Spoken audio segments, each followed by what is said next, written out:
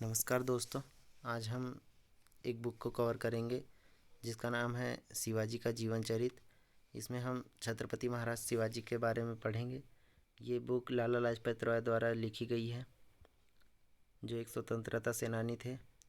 तो शुरू करते हैं इसका अध्याय 1, शिवाजी का जीवन चरित्र। वंश विवरण। छत्रपति शिवाजी मातृवंश दोनों ओर से राजपूत थे। पितृपक्ष से वह उस पवित्र वंश में उत्पन्न हुए थे जिसमें बड़े बड़े सूरवीर उत्पन्न हुए थे। जो वंश बहुत अधिक समय तक स्वतंत्र रहा, जिसकी संतान अपनी जाति और देश के लिए अनेक बार लड़ी और जिसने बहुत सी कठिनाइयों को झेलते हुए भी मुस्लिमों से संबंध नहीं किया, जो आज तक अपनी इसी पवित्रता के कारण समस्त राजपूतों में शिरोमणि है। हमारा संकेत उदयपुर के राणा वंश से है। मातृपक्ष की ओर से शिवाजी एक ऐसे प्राचीन राजवंश के हैं। मुसलमानों के आक्रमण से पहले दक्षिण में यादव वंश के राजपूत राज करते थे, जिनकी राजधानी देवगढ़ में भी जिसे कुछ समय मोहम्मद तुगलक के दौलताबाद के नाम से प्रसिद्ध किया। शिवाजी के नाना यादवराव जी उसी पूज्य घराने के थे। यद्यपि समय के उलटफेर के कारण राज्य की बागडोर उनके हाथ से निकल गई थी, फिर भी यह वंश उस इलाके में प्रतिष्ठित और उच्च गिना जाता था। कुछ इलाके उस समय भी उनके हाथ में थे और मुसलमानी राज्य में भी इस वंश के राजा शासन करते थे। मिस्टर जस्टिन रानाडे ने अपने मराठा इतिहास में लिखा है, शिवाजी पितृपक्ष की ओर से उदयपुर के राणा वंश के थे। उदयपुर के शासक सूर्यवंशी क्षत्रिय सिसोदिया वंश के थे। राजपूतों को अच्छे अच्छे पद दिए जाते थे। मराठा वंश में यादवराव का वंश सबसे अधिक बली, पराक्रमी, प्रतिष्ठित और जागीरदार था। यादवराव के वंश का एक आदमी निजाम शाही बादशाहत में 10,000 का जागीरदार था। उनके वंश में सदा देशमुखी चली आती थी। शिवाजी के दादा का नाम मालोजी भोसले था, जो देरोल ग्राम में रहा करता था। मालोजी का विवाह दक्षिण में एक प्रतिष्ठित वंश में हुआ था, जो धनवान और प्रतिष्ठित होने के अतिरिक्त अधिक प्राचीन भी थे। मालोजी भोसले के साले को बनंगपाल निम्बालकर के नाम से पुकारते थे। कोई कोई उसे जगपाल के नाम से भी पुकारते थे। जगपाल अपने समय के एक नामी लड़ाकू वीर हो गया। बीजापुर के राज्य में उनका वंश दूसरे नंबर का था, परंतु स्वतंत्रता की अभिलाषा ने जगपाल को स्वतंत्र लड़ाइयों और लूटमार करने पर प्रस्तुत कर दिया। जगपाल की बहन मालोजी को ब्याही थी। भोसले उनके राजवंश की उपाधि थी। ठीक पता नहीं चलता कि यह शब्द किस शब्द का अपभ्रंश रूप है। ग्रांटफट साहब इसका कुछ और कारण बताते हैं। वे कहते हैं कि बहमनी वंश वालों के राज्य में इस वंश का एक मनुष्य एक पहाड़ी किले पर एक जानवर की कमर में रस्सी बांधकर गया। उससे पहले कोई उस किले पर नहीं चढ़ा था। वह किला बड़ा दुर्गम समझा जाता था। उस दिन से उनका नाम भोसले पड़ा। मराठा शासकों द्वारा दिए जाने वाले अधिकारों का सूचक पद। मालोजी भोसले का बड़ा लड़का शाहजी भोसले था। शाहजी का विवाह यादव राव की कन्या जीजाबाई से हुआ था। इस विवाह की भी एक अनोखी कहानी है। मालोजी भोसले उसके साधारण जागीरदार थे और यादव राव एक बड़े जागीरदार और एक प्रतिष्ठित व्यक्ति थे, परंतु इन दोनों वंशों में अपूर्व प्रेम चला आता था। एक बार मालोजी भोसले अपने बेटे शाहजी के साथ यादवराव के घर गए। उस समय बालिका जीजाबाई अपने पिता यादवराव के पास बैठी थी। दोनों को आते देखकर यादवराव बहुत खुश हुए और हंसते हंसते अपनी छोटी पुत्री जीजाबाई से पूछने लगे कि क्या तू शाहजी की स्त्री बनना पसंद करेगी।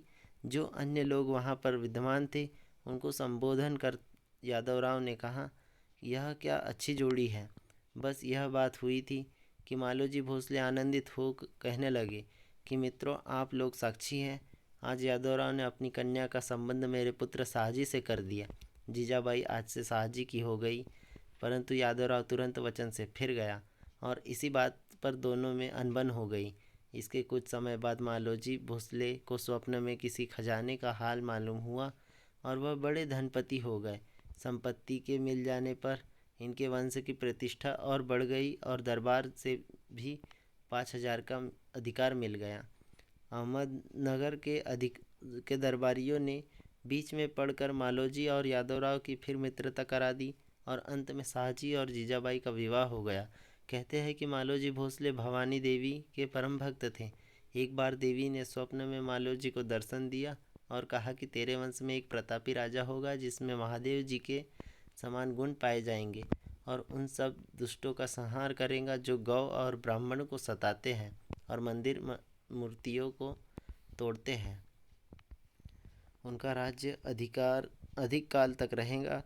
इसका 27 पीढ़ियों तक लगातार राज्य की बागडोर स्वतंत्र रहेगी। मैसूर का इतिहास लेखक कर्नल बेल्कसन ने लिखा है कि एक हिंदू ग्रंथ में जो सन 1646 ईस्वी को लिखा है, हमने यह भविष्यवाणी देखी कि धर्म का नाश हो गया है, उच्च से उच्च वंश नष्ट हो गए हैं, परंतु दुख दूर होने का समय अब निकट आ गया है, जबकि कुमारी कन्या प्रसन्न बदन गीत गाएगी और आकाश से फूलों की वर्षा होगी। जिस समय यह लिखा गया था, एक समय शिवाजी का नाम किसी को मालूम ही नहीं था, किंतु कर्नल साहब ने लिखा है कि कुछ समय के बाद लोगों को मालूम हो गया कि वह भविष्यवाणी शिवाजी के आश्चर्य प्रकट करने वाले कर्मों ही के लिए थी। ऐसी भविष्यवाणियाँ से प्रकट होता है कि समय शिवाजी के लिए तैयार था और लोग किसी ऐसे वीर बहादुर के अवतार की प्रतीक्षा कर रहे थे जो उनके धर्म को तात्कालिक क्लेश और कष्टों से बचावे।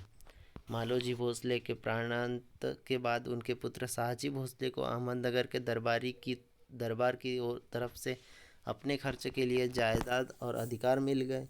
कुछ समय पश्चात यह स्पष्ट ज्ञात हो गया कि शाहजी भोसले यद्यपि मालोजी भोसले का पुत्र, तो भी वह समय था जब जहांगीर के सेनाध्यक्ष दक्षिण विजय पाने करने के लिए तुल खड़े थे और अहमदनगर के प्रसिद्ध सेनापति मलिक से लड़ रहे थे। उस समय सन 1620 ईस्वी की लड़ाई शाहजी ने खूब वीरता दिखाई और कीर्ति के अधिकारी हुए। इस लड़ाई में उनके ससुर यादवराव भी उपस्थित थे। यद्यपि मलिक हार गया, परंतु समस्त इतिहास लेखक मानते हैं कि इस हार के उत्तरदायी मराठे न थे। इस लड़ाई में शाहजी भोसले और यादवराव ने जो कार्य कर दिखाया, उससे मुगलों की सेना में मराठों की पूरी धाक जम गई और मुगल सेनापति इस प्रबंध में लग गया कि एन केन प्रकारेण मराठों को अपने में मिला लेवे। कुछ दिनों बाद यादवराव मलिक अंबर से बिगड़कर मुगल सेना में मिल गए, जिसके फलस्वरूप 15 सवार उनके अधिकार में दिए गए। इससे अनुमान लगाया जा सकता है कि मुगल सम्राट के प्रतिनिधि ने जो दक्षिण में लड़ रहे थे, सम्राट की आज्ञानुसार एक मराठे सरदार की कितनी प्रतिष्ठा की। जो संबंधी उनके साथ आए थे, उनको भी बड़े बड़े पद और अधिकार दिए गए, परंतु शाहजी भोसले अपने ससुर के साथ नहीं आया था। वह अपनी मराठा सेना लिए अपने स्थान पर डटा रहा। सन 1667 में शाहजहां मुगल राज्य के सिंहासन पर बैठा। शाहजहां की उस सेनापति से जो दक्षिण में मैदान में लड़ रहा था, कुछ रंजिश थी। उसने तुरंत ही खाजहां लोधी को दक्षिण के युद्ध से वापस बुला लिया। जब खाजहां लोधी दरबार में आया तो उसे कुछ बेईमानी के लक्षण दिखाई पड़े। वह झट भागकर दक्षिण भाग गया और निजामशाही अहमदनगर राज्य की शरण में रहने लगा। शाहजहां ने उसके पीछे बहुत सी सेना भेजी, परंतु दक्षिण में समस्त हिंदू रियासतों ने और शाहजी भोसले ने खाजहां लोधी को मदद दी। खूब डटकर लड़ाई हुई, फलस्वरूप मुसलमानी सेना को अधिक हानि उठानी पड़ी और विफल मनोरथ ही सेना वापस लौटी। इस पराजय से शाहजहां को इतना क्रोध आया कि वह स्वयं एक बड़ी सेना लेकर दक्षिण की ओर चला। अंत में डटकर युद्ध हुआ, परंतु खाजहां हार कर भाग गया। शाहजी भोसले ने देखा कि जिसके लिए हम मुगल वंश से युद्ध कर रहे हैं वह भाग निकला है, तो उन्होंने भी संधि कर ली। बादशाह शाहजहां ने शाहजी भोसले की बड़ी प्रतिष्ठा की और 6,000 का अधिकार देकर 5,000 सवार का अफसर बना दिया और पहली संपत्ति के अतिरिक्त और बहुत सी संपत्ति दी। इतना होने पर भी शाहजी भोसले पूर्ववत निजामशाही राज्य का शुभचिंतक बना रहा, परंतु जब निजामशाही राज्य के प्रधान फतेह खां ने अपने बादशाह का वध करके शाहजहां से संधि करने का विचार किया, किंतु संधि के नियमों पर स्थिर न रहा, तो शाहजी भोसले निजामशाही राज्य छोड़कर बीजापुर के दरबार में चला गया। उन दिनों शाहजी भोसले का दक्षिण में बड़ा जोर था। आदिल शाह बीजापुर शासक बीजापुर बादशाह से शाहजी का मिल जाना बहुत अच्छा हुआ। इस समय फतेह खान ने शाही सेनापति महाबत खां से झगड़ा कर दौलताबाद अर्थात बीजापुर की राजधानी पर चढ़ाई कर दी। शाहजी भोसले इनके साथ खूब वीरता से लड़ते रहे, परंतु अंत में हार गए। बीजापुर वालों ने फतेह खां से संधि की बातचीत की, जिसमें एक शर्त यह थी कि फतेह खां शाहजी भोसले को वीरता से युद्ध करने के बदले बहुत कुछ पारितोषिक दे। चतुर फतेह खां ने बीजापुर वालों से संधि करते हुए मुगल सेना पर आग बरसाना आरंभ कर दिया, जिसको देखकर महाबत खां को बहुत क्रोध आया और उसने फतेह खां को गिरफ्तार करने का प्रबंध किया। जब फतेह का हाथ में आ गया तब महाबत खां ने ठानी कि शाहजी भोसले को जीतना चाहिए, क्योंकि तभी बीजापुर व अहमदनगर पूर्ण रूप से अपने हाथ में आ जाएंगे। परंतु मुसलमानी सेनापति ने सबसे पहले यह काम किया कि शाहजी भोसले की स्त्री और पुत्र को नीरापुर के निकट ठहरे हुए थे गिरफ्तार करने का प्रयत्न किया। एक मुसलमान सेनानायक ने धोखा देकर उनको गिरफ्तार भी किया, परंतु जब मराठा सरदारों ने यह समाचार सुना तो जमानत देकर स्त्री को छुड़ाकर गोंडवाना के किले में पहुंचा दिया। एक नई चाल शाहजी भोसले ने इस बीच और चली। फतेह खां वजीर अहमदनगर का उस समय गिरफ्तार ही था। फतेह खां ने जिस बादशाह को तख्त पर बैठाया था उसे मुगल सेना ने पकड़कर ग्वालियर के किले में कैद कर दिया। शाहजी भोसले ने तुरंत अहमदनगर के शाही खानदान के एक कम अवस्था वाले बालक को सिंहासन पर बिठा दिया और आप उसका प्रबंधकर्ता बन बैठा। बीजापुर के राज्य में इस समय 2 बलशाली सरदार थे जो मुरारमपत और अब्दुल्ला खां के नाम से प्रसिद्ध थे और गुप्त रूप से शाहजी भोसले के सहायक थे। महाबत खां और उनका बेटा दोनों इस लड़ाई में पूर्ण रूप से हारे।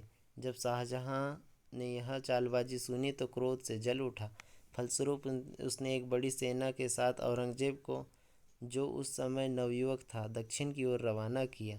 साथ में 2 सेनापति जनरल खाजमा और खानदौरा नियत किए गए, परंतु वे शाहजी भोसले के सम्मुख युद्ध में न ठहर सके। अंत में शाहजहां ने शायस्ता खां और खानदौरा नियत किए गए, परंतु वे शाहजी भोसले के सम्मुख न ठहर सके। अंत में शाहजहां ने शायस्ता खां और अलीवर्दी खां को उनकी सहायता के लिए भेजा। इन चारों ने मिलकर फिर शाहजी भोसले से लड़ाई छेड़ दी। पूरे वर्ष लड़ाई होती रही, परंतु शाहजी इनके हाथ न आए। लाचार होकर शाहजहां ने बीजापुर के बादशाह के साथ संधि करने का प्रस्ताव किया। अंत में शाहजी भोसले ने मुकाबला छोड़ दिया। शाहजी भोसले उस समय अपनी वीरता और चतुराई के कारण पूर्ण से प्रसिद्ध हो चुके थे। बीजापुर के बादशाह ने ऐसे मनुष्य को अपनी सहायता के लिए रवाना रखना बहुत अच्छा समझा और पूना का प्रांत उनकी जागीर में मिलाकर दे दिया। कुछ समय बाद कोन्हार, बंगलोर, रोज, करटा, बालापुर और सेरा, कुछ समय बाद बरार प्रांत में 22 देहात की देशमुखी एक भी उनको दे दी। इस प्रकार और बहुत से इलाके शाहजी भोसले को थोड़े ही समय में प्राप्त हो गए। देशमुखी एक प्रकार का हक कहलाता है, जिससे पैदावार का कुछ हिस्सा देशमुख को मिला करता है। इसके बाद हम अध्याय 2 कल पढ़ेंगे। तब तक के लिए नमस्कार और जय हिंद, जय भारत।